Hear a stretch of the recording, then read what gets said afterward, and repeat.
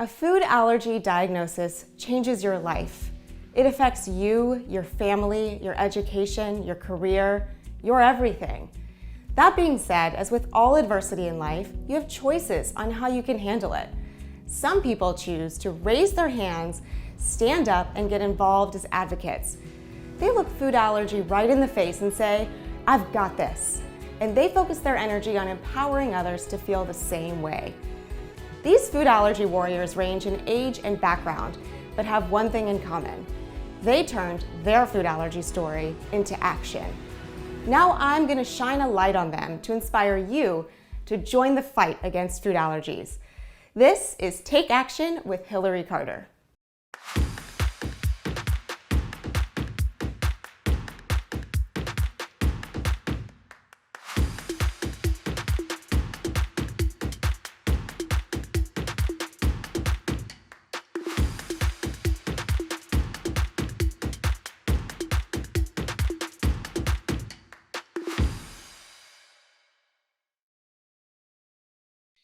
Hi, I'm Hillary Carter. I'm a food allergy mom, advocate, and proud member of FAIR's Board of Governors. Today, I am so excited to talk to Debbie Taback. She is the co-founder of Latitude Food Allergy Care. Debbie, thank you so much for joining me today.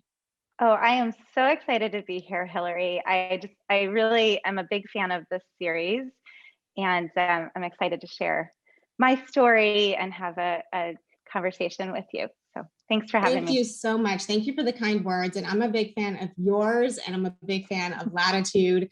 And there's so much to talk about. I've been really, really looking forward to this. So we have so much to unpack today, but I want to start at the beginning and just talk about Debbie. So I know that your professional background is extensive and massively impressive, and also very much interwoven with your food allergy story. You have 3 children with food allergies. So why don't you just start at the beginning and give us a little overview of Debbie? You have the floor. Take it away. All right. Well, thank you. So I have 3 kids with food allergies. I'll start with that. I first entered this food allergy world actually as an aunt of a now 21-year-old who has food allergies. So it was very much on my radar when my 15-year-old was born. We just, were kind of watching for signs. Actually, when she was born, she had almost like head to toe eczema from like the get-go. All through her first year, we knew that there was something going on. She would have some random hives here and there. We didn't know whether to attribute those to a food or to an antibiotic, or there were questions. And it became much clearer actually when I weaned her as a toddler around 17 months. It became really clear that she had probably a sesame allergy when she reacted pretty immediately to her first actual diving into hummus. I was grateful that I knew a little bit about food allergy when it happened. So we recognized the signs, but back then, 14 years ago, our pediatrician gave us kind of a half answer and basically said, well, I guess you can be allergic to anything, but I can't test for sesame. So when she's 3, now remember she was 17 months at the time, when she's 3, why don't you take her to an allergist? And for good or bad, my husband and I actually were already very much in this allergy world with asthma and allergic rhinitis and all these other things for ourselves. So we had a family allergist that we turned to and we said, well, what do you think? And he said, well, get her in here right away so I can get her tested. And not only was she allergic to the sesame that we had suspected, but it turned out she also was allergic to dairy, oat, almond, dairy, oat, almond, sesame, and soy at that time. And we're vegetarians, so the soy and the dairy were especially difficult to navigate. But thankfully, by the time she was 3, everything had dropped off except for that sesame. That sesame was a persistent allergy for her. And so we lived in that food allergy world in some extent in those first few years. And we had to navigate with sesame, in those early days. Now, very exciting news with the FASTER Act that this is going to be very different for families navigating this than what it was for us 14 years ago. It was not very well known. I was super envious of families in Canada because I had read that labeling and, just awareness of a sesame allergy was so much better in Canada. And so actually, one of my first and closest food allergy mom friends had actually just moved from Canada. So we had these deep conversations about how, the landscape was really different up there. So here I have a 3.5-year-old. We're living in this food allergy world already.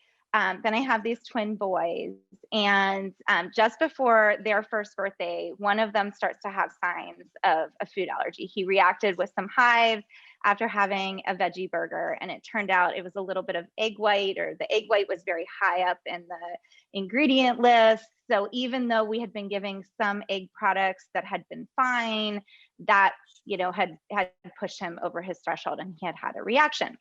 So brought him in for testing, and he was confirmed to have peanut and egg allergy. This is just before his first birthday. And the allergist said to us, the 2 out of 3 now have confirmed food allergies. Let's look at this third one, and who had eczema. And, he was showing some signs of being, having some allergies, potential allergies. And so we had him tested, and it turned out that he and his brother, who are fraternal twins, had identical IgE, positive to peanut and egg. They had identical allergies, even though they were fraternal twins. So interesting. Oh yeah. So now I'm really in this world. However, the doctor says to me, you've been giving both of these boys some form factor of egg. I think they'll be fine with, you can have birthday cake at their birthday. So I'm okay, great. And I hadn't even really thought about the peanut world yet, because that with my daughter, that actually hadn't been an issue. So I go out and I buy this beautiful cake from our very favorite bakery. And we actually went over to a friend's house. We're celebrating with them. And the boys just dig into their first birthday. They, frosting everywhere. Oh my gosh, the frosting had meringue powder in it. And they both simultaneously reacted to their birthday cake. So, and it's one of those things that I laugh about it so I don't cry because, my husband took one baby, gave him Benadryl in one room, and I took the other baby and gave him Benadryl in the other room. And thank goodness we had EpiPens because of my daughter, because we already lived in this world.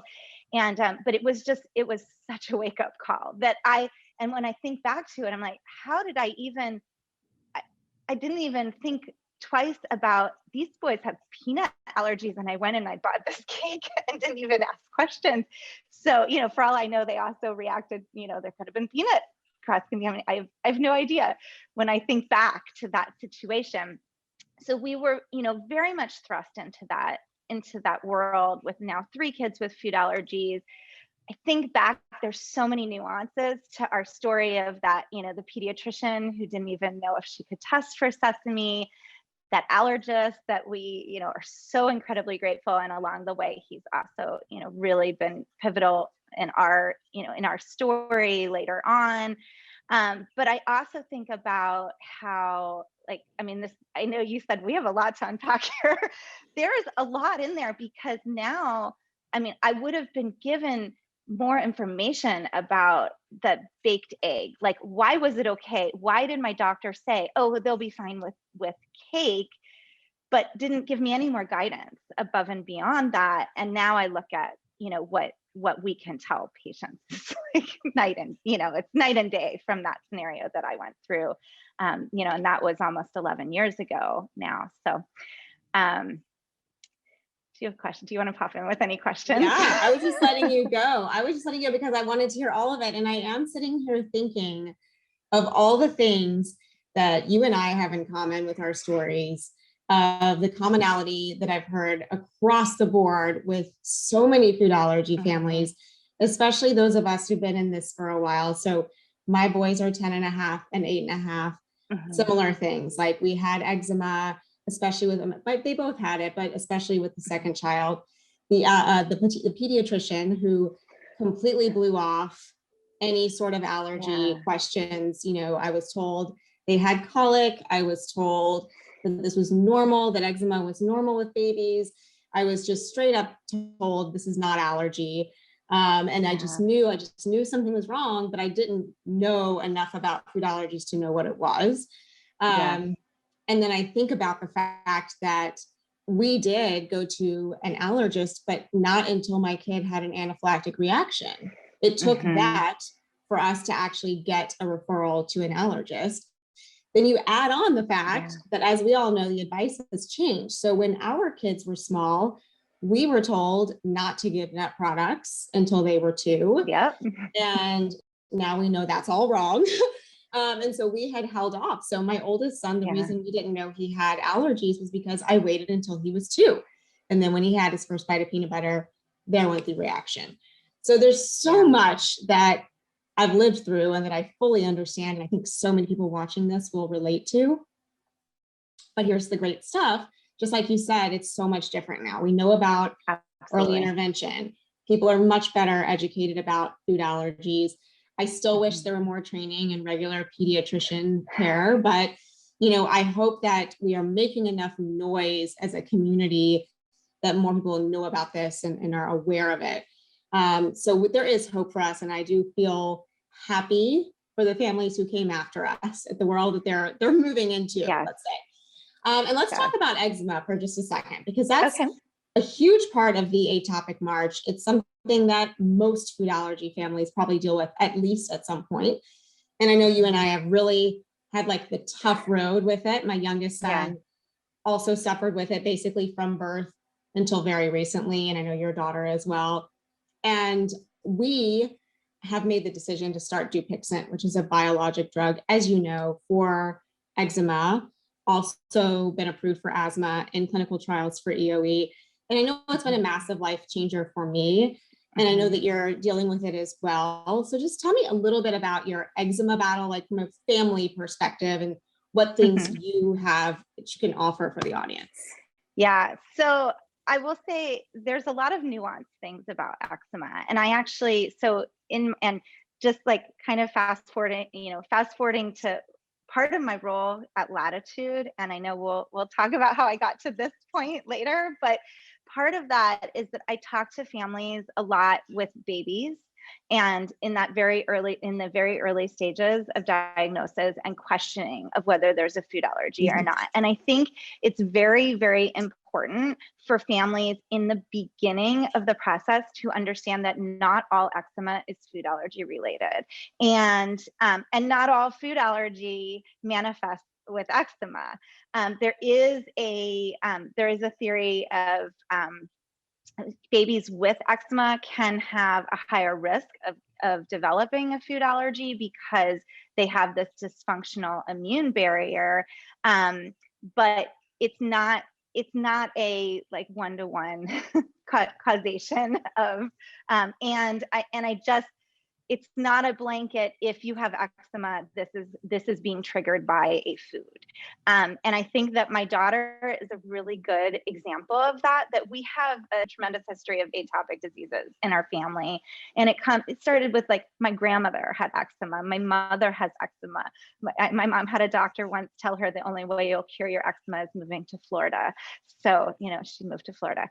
It's not a bad place to be. I mean, for what it's worth, when we go to Florida, Grayson's skin is beautiful, just for what it's worth.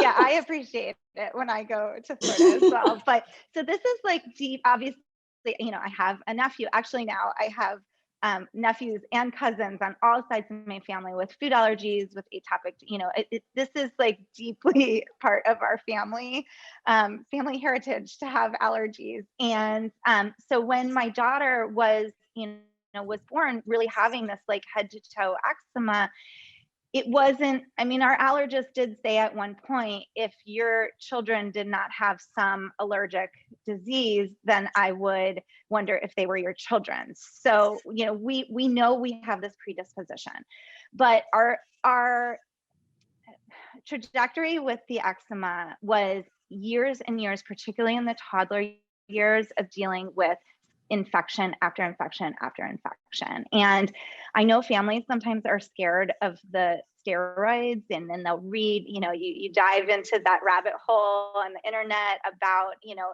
oh, there's withdrawal from steroids. But my number one recommendation is, if a doctor recommends that your child needs steroids, you need to use it, because you have to keep that immune system protected. That is your that's the biggest part of the immune system, is the skin. And you know, and that was a leap for us to think like, okay, we have to keep applying this medication to our child, or the alternative is that she picks up infections. We would go to the children's museum, and then the next day I'd look at her leg and she'd have a staph infection. And you know, and it's all easy when you just have to apply like a, you know, a topical antibiotic, but we would go on to systemic antibiotics over and over and over again for these skin infections. So this was just a cycle. And frankly, as she got older, it would like come and go. And, you know, maybe it would present itself more on her hands. Our doctor did say that one day she'll be like taking, you know, her final exams at Harvard, and she'll be, you know, itching her arms because stress would flare it. And it really came to a head, I would say, about 2 years ago. And I started researching this drug Dupixent that you mentioned.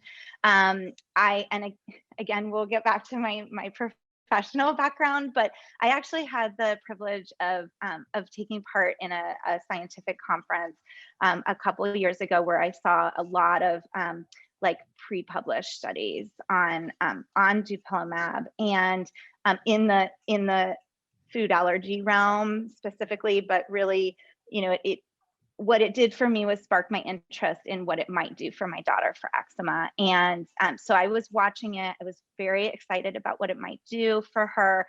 And when we finally walked into the dermatologist and said, please, is this an option for her? It was a 5-minute conversation. She was so clearly a good candidate for it. She had gone through so many years and trying so many different topical things. She'd been on so many rounds of antibiotics. It was clear that this could, you know, held a lot of potential to break that cycle for her. And so we started it. I think our kids started it probably around the same time. We started it in November. So did we. Yep. Yeah. And I would say it's been interesting. So my daughter is kind of on the smaller side. So she was put, even though she's now 15, she was put on the like lower pediatric dose. And in the beginning, I mean, within like 2 weeks, there were parts of her skin that had never felt like what they felt like. I mean, this is a baby, you know, it was a girl who as a baby felt like sandpaper from head to toe. And actually, when I had my one kid who doesn't have eczema, I thought, oh, this is what babies are supposed to feel like.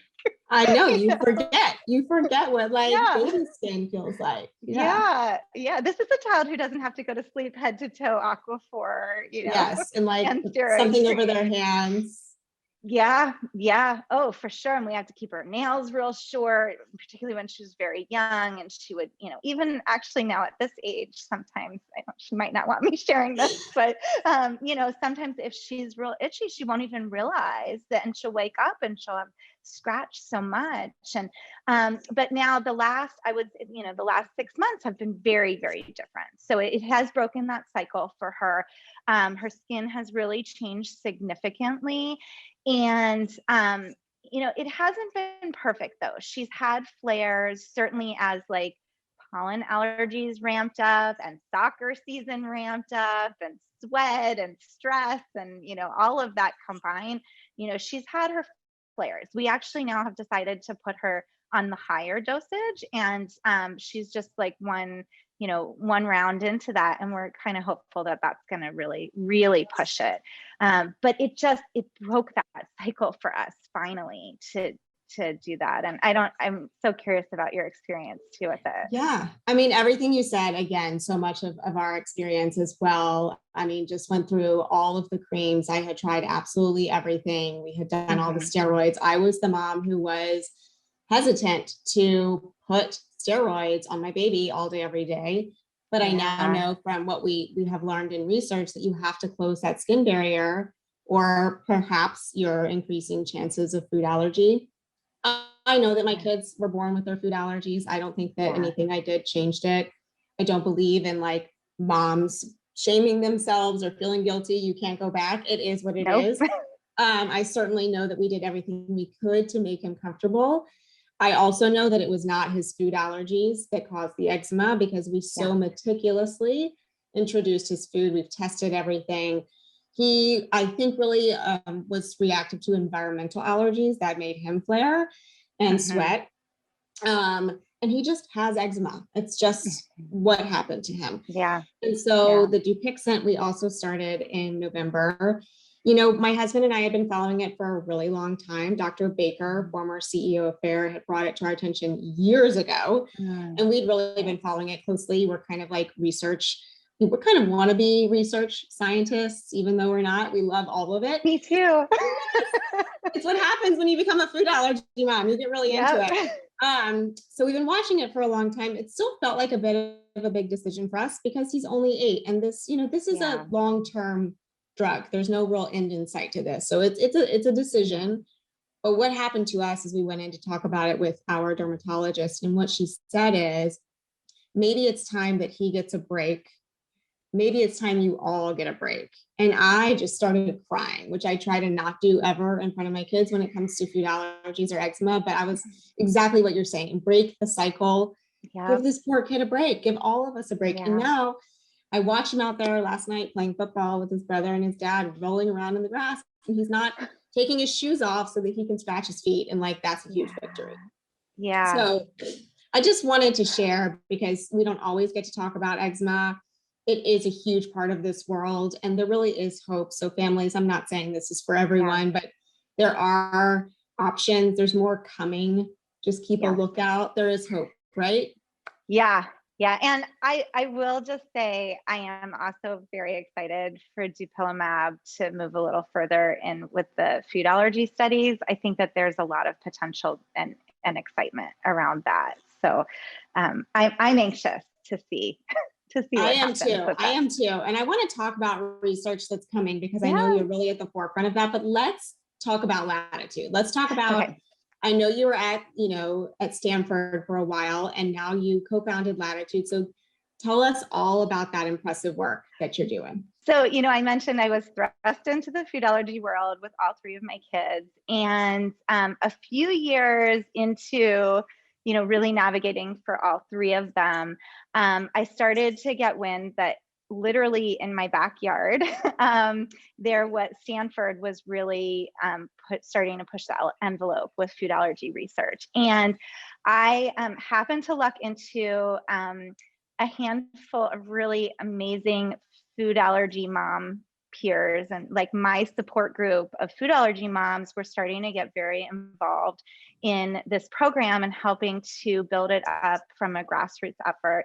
And so I got involved as a volunteer at the Stanford program. Before it was the Shannon Parker Center for Allergy and Asthma Research at Stanford, it was SAFAR, and it was just one clinical trial, and it was a bunch of parents really trying to support and grow this program.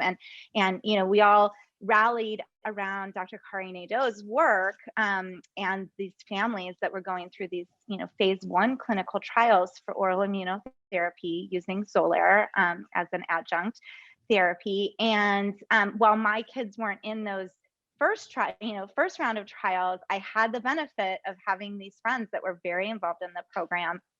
And so I got involved as a volunteer, and had the opportunity to just kind of pick Dr.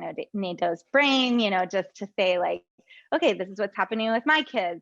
I already had felt like my house was its own little research lab with all these different things happening. As my boys were getting older, their allergies were shifting a little bit. They were growing out of the egg allergy, thankfully, but then growing into some tree nut allergies alongside the peanut allergies.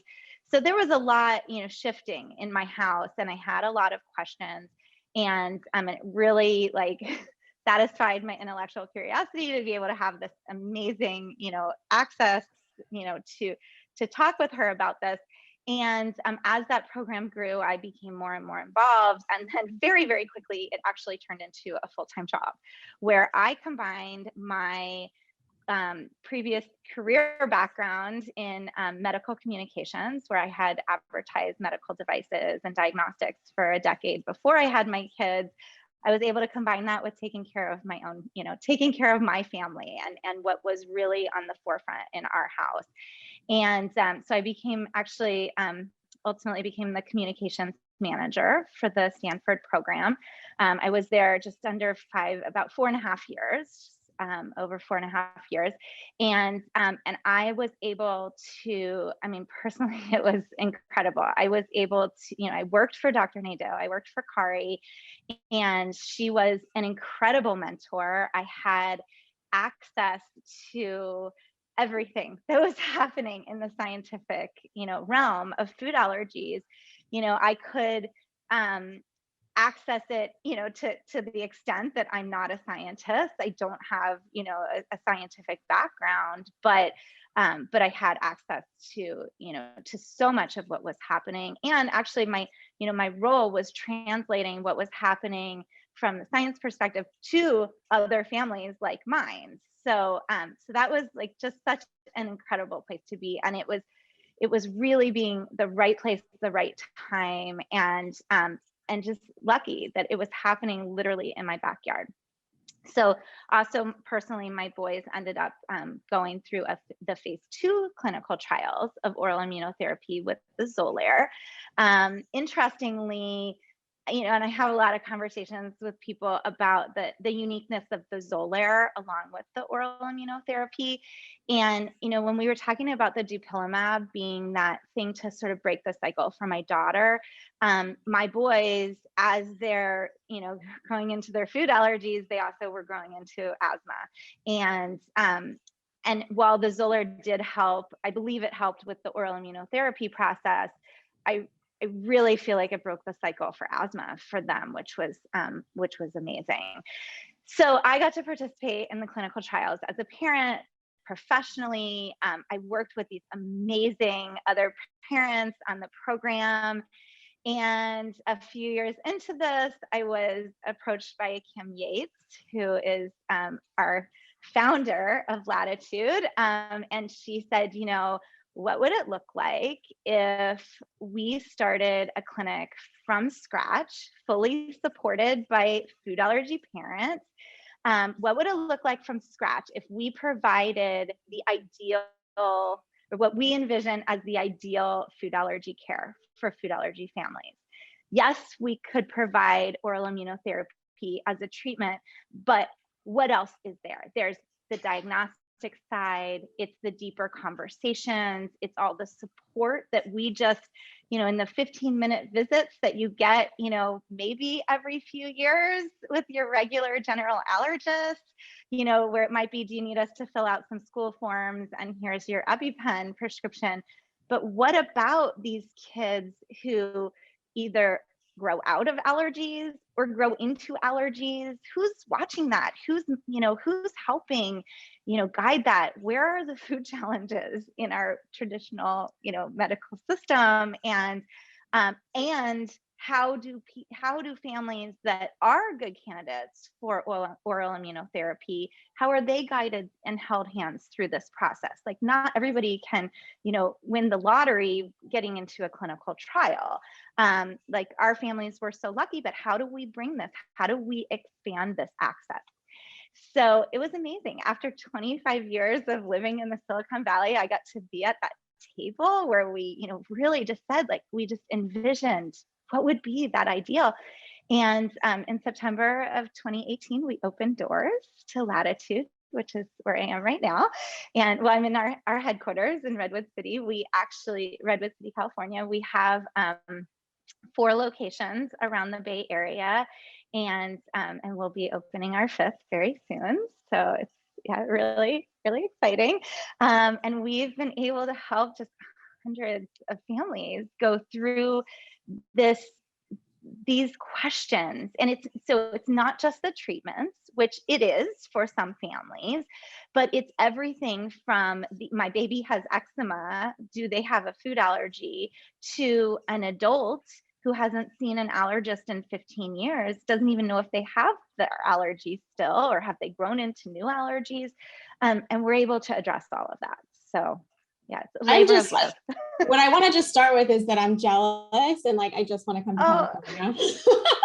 And I have a tremendous allergist whom I adore, who I actually got to interview for this series as well. And I think that his clinic is fantastic. And I was just bragging about him.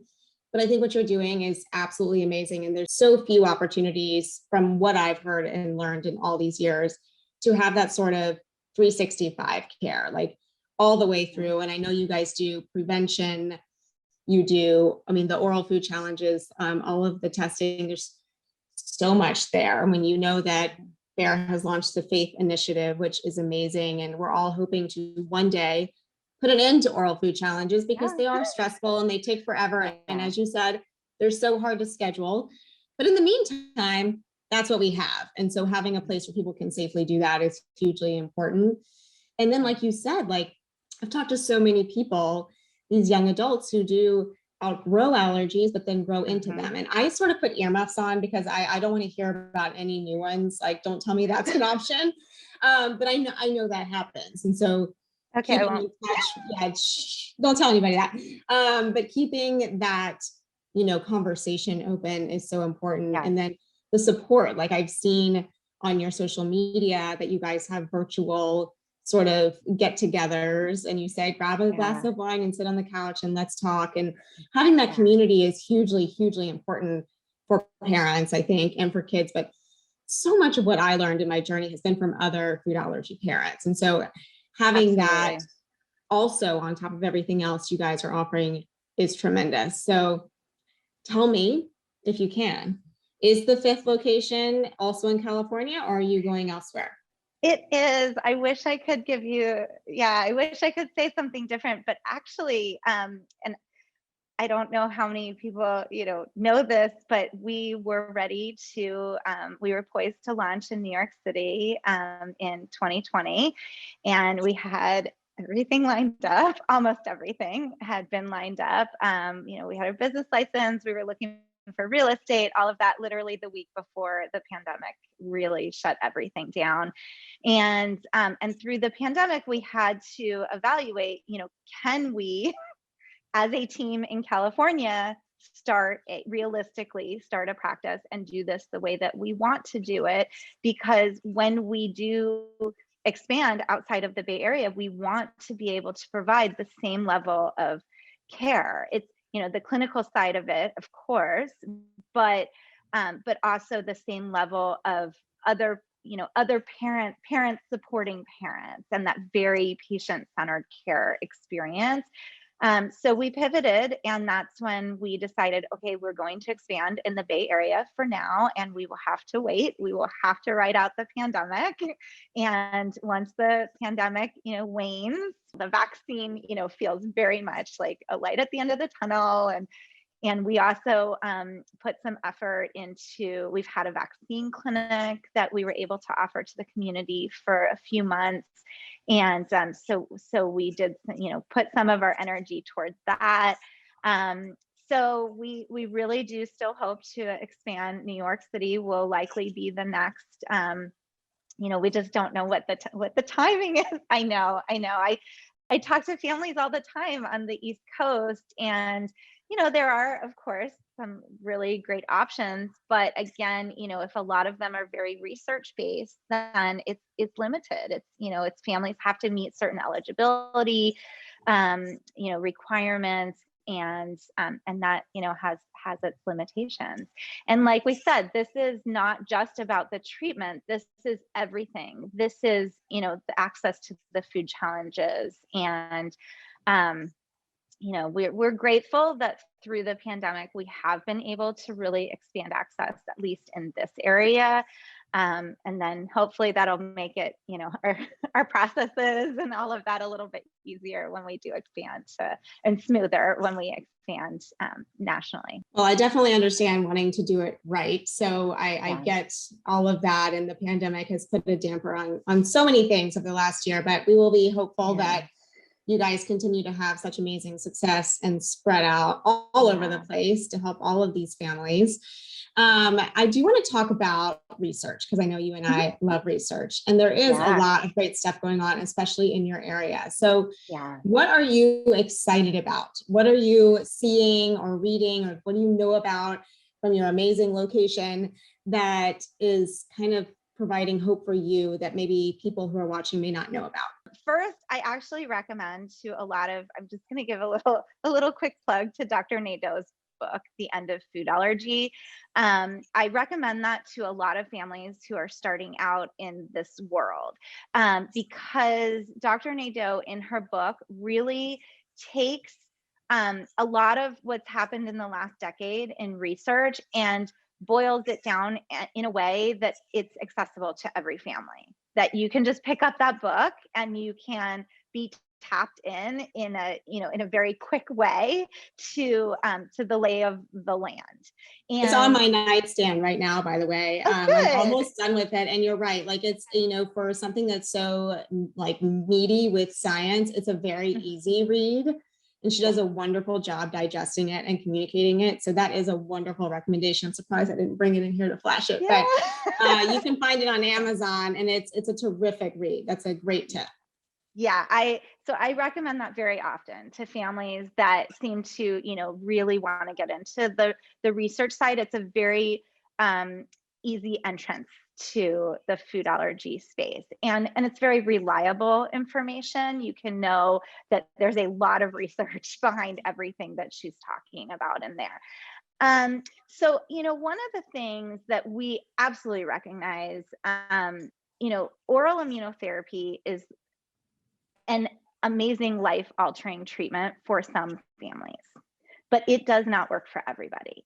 And what I very often say to families is that we don't have a crystal ball. We can't know for which patients this will be, the really, great treatment, and for whom, you may run into some stumbling blocks. I didn't actually mention, so all three of my kids have gone through oral immunotherapy, and they all have different long-term outcomes. My daughter, at 5.5 years into maintenance, actually she was treated for sesame, and she completely tested out of it. Negative skin, negative blood, challenged to a massive amount of tahini.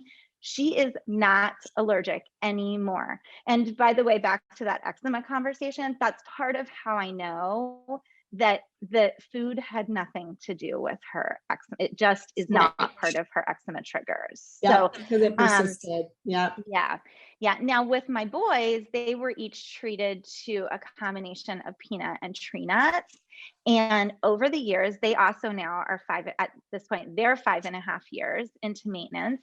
And they have each tested out of some of their allergens, but some are very persistent. Like my son still tests very highly positive for peanut, yet we know that his maintenance dosing has kept him safe from accidental ingestions. He's had accidental ingestions of much more peanut than he takes for his regular dosing and not reacted at all. Yet he still has, his IgE is like in the 40s. Wow. And his skin test is still really clearly positive. What that tells me is we need to continue with that maintenance dosing, really, like for the rest of, forever. Maybe not forever, because I do, have a lot of hope that there's more stuff coming, but for the meantime. Yes, indefinitely right now. But he has challenged of cashew completely. He challenged out of almond completely. He was one of those that was like a rare almond allergy, but he has challenged successfully out of two of the nuts. We won't talk about walnut. I'm a little biased against walnut, but Walnut's not your thing. Walnut's totally not my thing. But I hear that. There's always one, right? So ours is cashew, pistachio for Owen, which is the same protein. So, and that's the one that I put over here in the corner. We've passed all other tree nuts and oral food challenges. There's always the one. Yeah. But for people who may not be super familiar with OIT, just taking the risk of anaphylaxis off the table is often what families are looking for. We're not necessarily looking for a cure. It is amazing if somebody completely outgrows or desensitizes to their allergy through OIT, but I know we have not done OIT, at least not yet. But I know my whole goal in life is just to take anaphylaxis off the table. So like you said, to be able to have those accidental exposures and not have a horrible reaction, or to be able to eat more freely in restaurants or whatever the food might be without worrying so much about cross-contamination, is a huge gift. So that's awesome. And I was going to ask how your kids are doing. So, I mean, that's just amazing progress. It is. And it's unexpected. It's not, we went into it with that idea of that level of safety. And frankly, here at Latitude, like that is our first milestone. We say, we want to get you to a level of safety. Now, sometimes when we're talking about allergens like wheat or egg or dairy, that are so prevalent in people's like regular diets and much, much harder to avoid. I mean, that's not to say that all these other foods aren't hard to avoid, but just the wheat and the egg and the dairy can be much more difficult.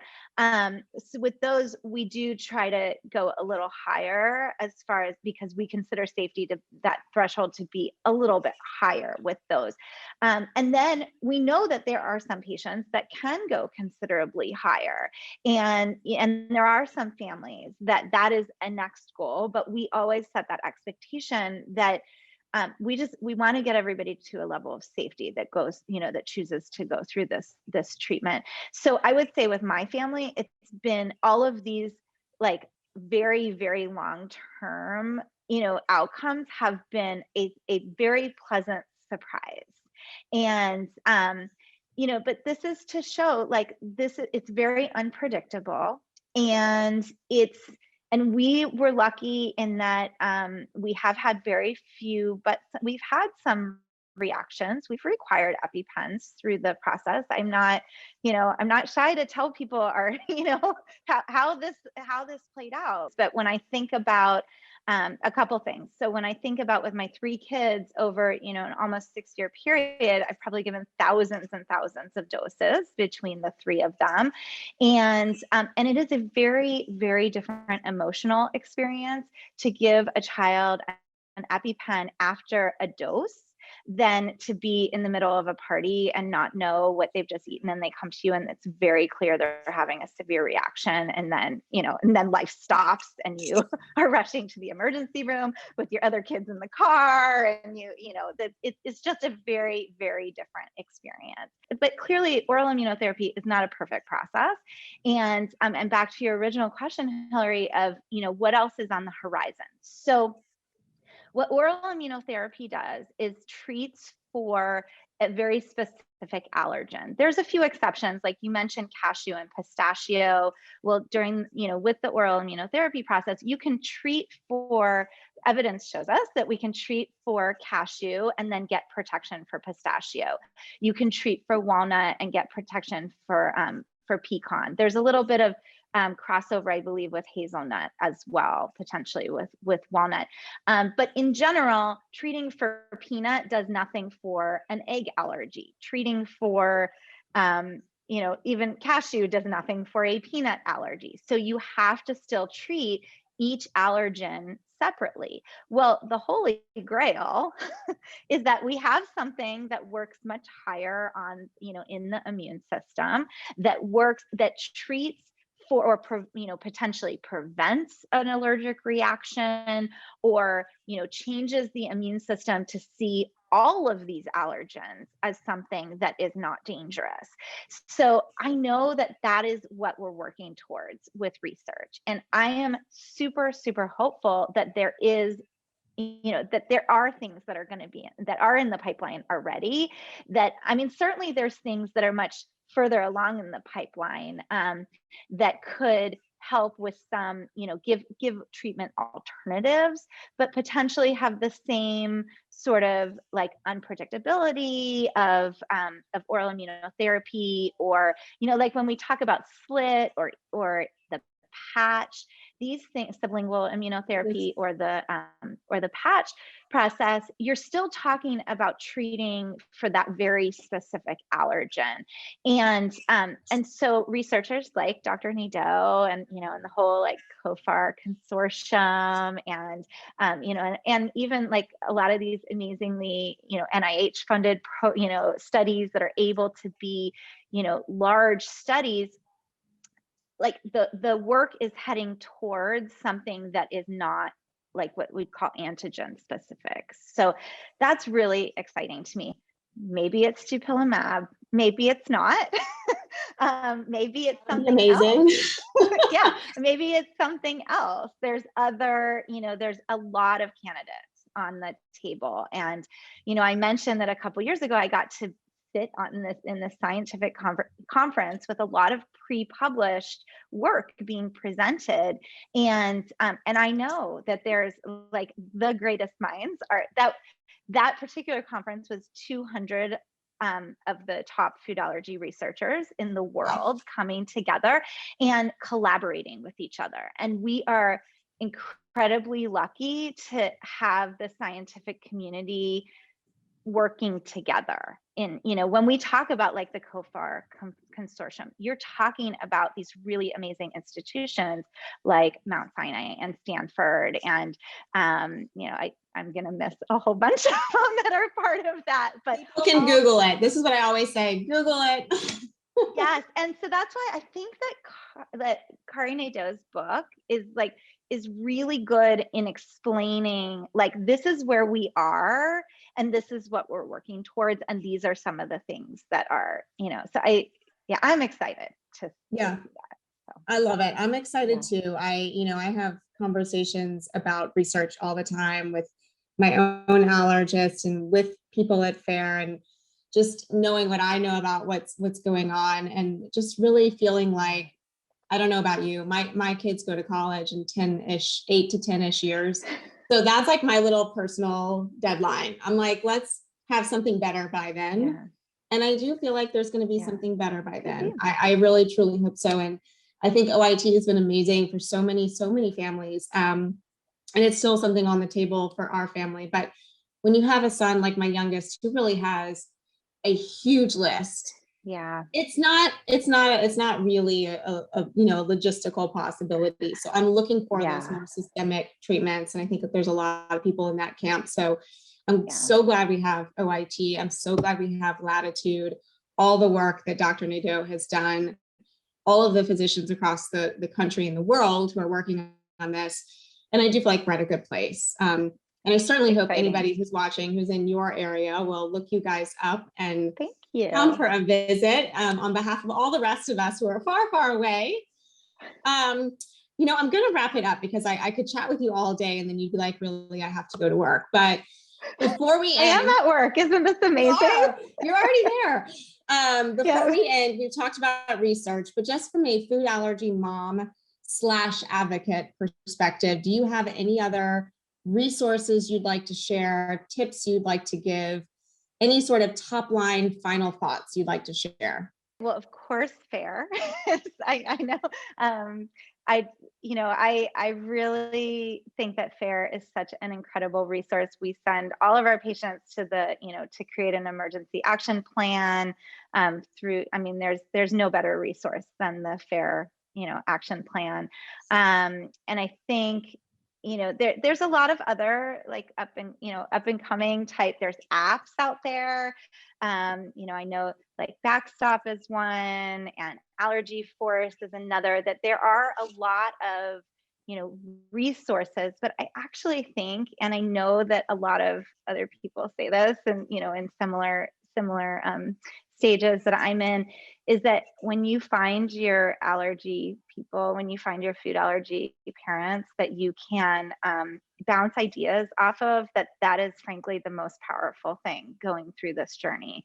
That you cannot do this alone, and you need some people who, even if they're just like a little step ahead of you or they're going through at the same time, you really need those people. And I have greatly benefited from so many. I could list off about 10 women in particular that have made this journey just so different from from what it could have been.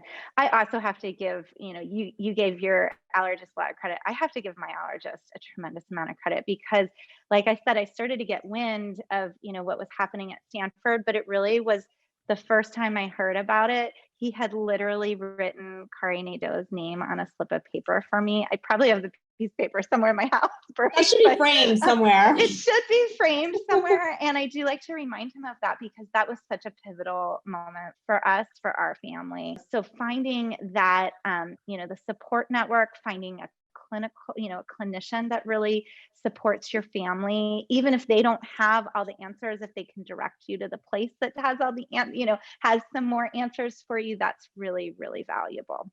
I completely agree with those two tips. And that's something that, I've heard from a lot of moms, and it's certainly true for me as well. And just for those families who might feel isolated or who are brand new diagnosed and feeling really overwhelmed, just some ideas for how to find a network. First of all, ask your allergist, because sometimes they put, families together or do community events. Hopefully life is going to be opening back up. I know that my allergist, hosts some things to try to get families together. So that's one way. You can look on FAIR's website.